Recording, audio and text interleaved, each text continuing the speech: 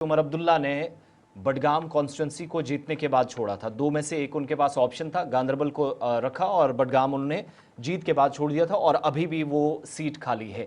जबकि जम्मू सूबे में भी एक सीट खाली थी। देवेंद्र सिंह राणा साहब पिछले साल अक्टूबर में इंतकाल कर गए थे और भारतीय जनता पार्टी के सीनियर लीडर जो जीत कर भी आए थे, नगरोटा सीट भी तब से खाली पड़ी है। और इन सब के दरमियान अब इंतजार इस बात का हो रहा है कि ज़िमनी इंतखाबात या बाई इलेक्शंस कब होंगे। तो इतलात अब ये हैं कि बिहार के अंदर जहां पर इलेक्शन के हवाले से किसी भी वक्त इलेक्शन कमीशन ऑफ इंडिया ऐलान कर सकता है, वहीं जम्मू कश्मीर के अंदर दोनों सीटों पर ज़िमनी इंतखाबात का ऐलान भी मुतवक्के है, क्योंकि बडगाम और नगरोटा में जो असेंबली नशिस्तें हैं उसके लिए एक अहम तरीन कदम उठाया गया है कि जो मुबसरीन हैं या जो ऑब्जर्वर्स हैं उनकी तैनाती अमल में लाई गई है। और अक्टूबर के दूसरे हफ्ते में पॉसिबली नगरोटा ये जो बिहार के इलेक्शंस हैं उस हवाले से पेशरफ्त का इम्कान है। तो जब वहां पर अनाउंसमेंट होगी उसी न्यूज़ कॉन्फ्रेंस के दौरान शेड्यूल जो है इन दो सीटों के हवाले से सामने आ सकता है। 3 अक्टूबर को इस हवाले से गांधी जयंती के एक दिन बाद एक अहम पेशरफ्त होने जा रही है। दिल्ली में ऑब्जर्वर के हवाले से या इलेक्शन कमीशन ऑफ इंडिया ने सारी जो तफसीलात हैं वो शेयर करनी है।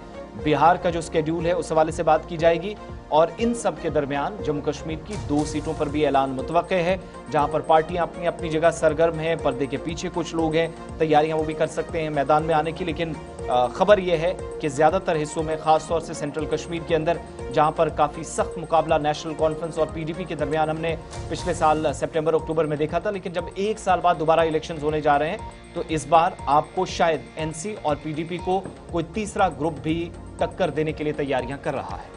बिल्कुल, 2 अहम तरीन नशस्तों पर इंतखाब होना और तमाम नज़रें जो इलेक्शन कमीशन ऑफ इंडिया पर लगी हुई हैं। और फिलहाल इब्तदाई खबरों के मुताबिक मरकज़ी इलेक्शन कमीशन ने 470 इलेक्शन ऑब्जर्वर्स की तैनाती भी कर दी है, क्योंकि तैनाती सिर्फ आपको एक स्टेट में नहीं दिखेगी बल्कि बाई इलेक्शंस कहाँ कहाँ पर है। राजस्थान के अंदर भी है, झारखंड के भी अंदर, तेलंगाना के अंदर, पंजाब के अंदर, मिजोरम के अंदर, उड़ीसा के अंदर और जम्मू कश्मीर यूनियन टेरिटरी के अंदर भी है। बिहार के अंदर फुल फ्लेज्ड इलेक्शंस हैं, उसके साथ साथ राजस्थान, झारखंड, तेलंगाना, पंजाब, मिजोरम, उड़ीसा और जम्मू कश्मीर के अंदर भी बाई इलेक्शन है और 470 से ज़्यादा अफसरों की तैनाती जो है वो कर दी गई है।